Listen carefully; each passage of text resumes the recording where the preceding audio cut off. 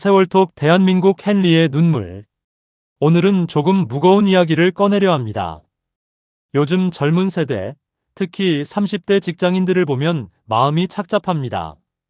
분명히 열심히 살고 있는데, 분명히 남들보다 더 많이 버는데, 그런데도 왜 이들의 눈에는 눈물이 고여 있는 걸까요? 오늘은 헨리라는 이름으로 불리는 이 시대 젊은이들의 이야기를, 그리고 이 문제가 우리 사회와 우리 미래에 던지는 질문을 함께 생각해 보겠습니다. 1. 헨리란 누구인가? 헨리는 영어 단어 머리 글자의 약자입니다. 하이 언어, not rich yet. 고소득이지만 아직 부자는 아닌 사람이라는 뜻입니다. 신문사, 대기업, 전문직에 종사하며 중상위권 소득을 올리는 30대 직장인들이 한숨을 쉽니다. 이들은 부모 세대가 보기엔 분명 잘나가는 사람들입니다. 그런데 정작 본인들은 빠듯하다 못해 억울해합니다. 서울 아파트 평균 매매 가격이 15억 원에 육박합니다. 아무리 월급을 모아도 수억 원의 빚을 지지 않고는 내 집 한 칸 마련하기가 불가능합니다. 제가 젊었을 때는 그러하지 않았는데 금리가 오르는 날엔 그 빚은 삶 전체를 짓눌러 올 것입니다. 열심히 공부했고 좋은 직업을 얻었고 성실하게 일했습니다. 그런데 왜 여전히 가난한가? 이 물음이 헨리들의 가슴을 멍들게 합니다. 왜 한국의 미래가 어둡게 느껴지는가? 문제는 개인의 좌절에 그치지 않습니다. 프랑스의 경제학자 토마 피케티는 12년 전 21세기 자본이라는 책에서 이런 분석을 내놓았습니다. 노동소득보다 자본소득이 항상 더 빠르게 증가해왔다. 쉽게 말하면 이렇습니다. 땀 흘려번 월급보다 이미 가진 부동산과 주식이 더 빠르게 불어난다는 것입니다. 즉, 부동산이나 주식을 가진 사람은 가만히 있어도 불어나고 없는 사람은 열심히 일해도 제자리다. 이 구조 속에서는 부모에게 물려받은 것이 없는 사람은 아무리 능력 있고 성실해도 따라잡기가 점점 더 어려워집니다. 이러한 격차는 시간이 갈수록 벌어질 수밖에 없습니다. 헨리들이 억울한 이유가 바로 여기 있습니다. 노력이 배신당하는 구조 속에 살고 있으니까요. 헨리들이 분노하는 이유 중 또 하나는 세금의 문제이기도 합니다. 높은 소득세를 내면서도 자산을 모으기가 어렵습니다. 더구나 그렇게 낸 세금이 보편적 복지라는 이름 아래 정작 자신들이 아닌 다른 세대를 위해 쓰인다는 현실 앞에서 공정이라는 가치를 가장 중시하는 청년들은 상실감을 넘어 분노를 느낍니다. 부동산이 최고의 자산 증식 수단이 된 사회에서 그나마 최근 대출마저 어려워졌습니다. 대출 규제는 사다리를 걷어차는 것과 같습니다. 아래서 올라오려는 사람의 손을 잡아주기는커녕 사다리 자체를 치워버리는 것입니다. 이런 구조가 고착되면 어떻게 될까요?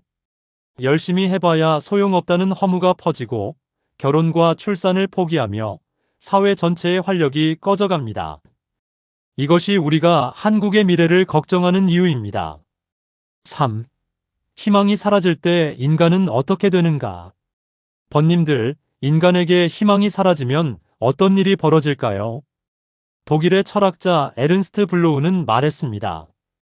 희망은 단순한 감정이 아니라 인간이 앞으로 나아가게 하는 인식의 힘이다. 계획을 세울 수 없는 삶, 미래가 보이지 않는 청춘. 그 안에서 사람들은 점점 현재의 찰나만을 살기 시작합니다. 내일을 위해 오늘을 참는 것이 의미 없어지면 소비는 즉각적이 되고 관계는 얕아지며 사회적 연대는 약해집니다. 아이를 낳지 않겠다는 결심, 결혼을 미루는 선택. 이것은 개인의 이기심이 아닙니다. 불확실한 미래 앞에서 더 이상의 짐을 지지 않겠다는 슬프지만 합리적인 판단입니다. 인생의 계획도 희망도 보이지 않을 때 사람들은 조용히 체념하거나 사회를 향한 분노를 키웁니다. 어느 쪽이든 건강한 사회의 모습이 아닙니다. 4. 다른 나라의 사정은 어떤가? 이 문제는 비단 우리만의 것이 아닌 것 같습니다. 최근 들어 미국에서도 헨리는 사회적 화두입니다. 뉴욕이나 샌프란시스코에서 연봉 2억 원을 받는 IT 종사자가 집 한 채 못 사고 렌트를 전전하는 일이 흔합니다. 프랑스에서는 니콜라 니콜러스 한국의 철수 영희와 같은 대명사라는 표현이 쓰입니다. 좋은 학교를 나와 전문직에 종사하지만 파리의 집값 앞에서 무력해지는 중산층 청년을 가리킵니다. 일본에서는 이미 잃어버린 30년을 겪으며 청년 세대가 희망을 포기한 사례를 우리는 가까이서 지켜봤습니다. 영국, 호주, 캐나다도 마찬가지입니다. 부동산 가격과 생활비의 가파른 상승이 고소득 청년들마저 벼랑 끝으로 몰고 있습니다. 세계가 공통적으로 직면한 이 문제의 뿌리는 결국 하나입니다. 자본이 노동을 이기는 구조, 그리고 그 구조를 바꾸지 못하는 정치의 무력함입니다. 5. 우리는 어찌해야 하나 희망은 있는가? 그렇다면 우리는 어떻게 해야 할까요? 그리고 정말 희망의 구석은 있는 걸까요? 저는 있다고 생각합니다. 다만 쉽지 않은 길입니다. 첫째, 부동산이 자산 증식의 유일한 사다리가 되는 구조를 바꿔야 합니다. 주거는 투기의 대상이 아니라 삶의 기반이어야 합니다. 이를 위해서는 공공임대주택의 대폭 확충, 토지 보유세의 현실화 같은 구조적 처방이 필요합니다. 정치가 용기를 가져야 할 대목입니다. 둘째, 노동의 가치가 자본의 수익을 따라갈 수 있도록 분배 구조를 선봐야 합니다. 피케티의 진단처럼 자본 수익률이 성장률보다 항상 높다면 이를 세제와 복지 설계로 어느 정도 조정하는 것은 자본주의 사회에서도 가능하고 필요한 일입니다. 셋째, 청년들 스스로의 연대와 목소리가 필요합니다. 억울함을 혼자 사귀지 말고 같은 처지의 이들과 연대하여 사회적 의제로 만들어 투쟁해야 합니다. 역사를 돌아보면 구조는 언제나 조용한 체념이 아니라 깨어있는 이들의 요구에 의해 바뀌어 왔습니다. 희망적인 구석을 굳이 찾는다면 이것입니다. 이 문제를 인식하고 공론화하는 사회는 적어도 변화의 출발선에 서 있다는 것입니다. 외면하는 사회보다는 아파하더라도 직시하는 사회가 낫습니다. 맺는 말. 번님들, 오늘 우리는 헨리의 눈물 이야기를 나눴습니다.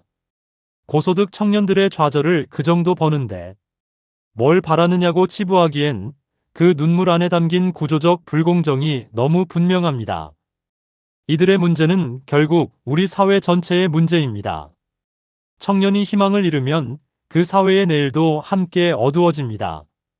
우리 세대가 물려준 세상이 이들에게 너무 가혹하지 않도록 그 고민을 함께 나누는 것이 어른의 도리라고 생각합니다. 오늘도 끝까지 함께 해주신 번님들께 진심으로 감사드립니다.